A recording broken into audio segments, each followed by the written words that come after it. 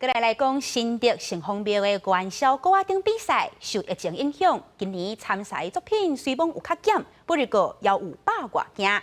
其中有一件是用3D 的技术，展现已经过身的雕塑家杨英峰以经典的一个版画作品做伙来欣赏。利落的线条、立体造型，已经过身的雕塑艺术家杨英峰的版画作品《盘里》。即马透过另外一位艺术家张义军的团队，用传统歌仔顶立体方式来重现。很有特色啊，跟其他花灯不太一样。自己是新竹子弟，然后大概从国中的时候就有来参加城隍庙花灯比赛，到现在也快20几年。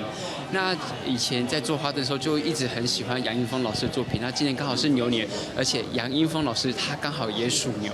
张义军讲到创作过程中上困难的所在，就是爱把版画作品特有的风格转变做3D 立体的风貌。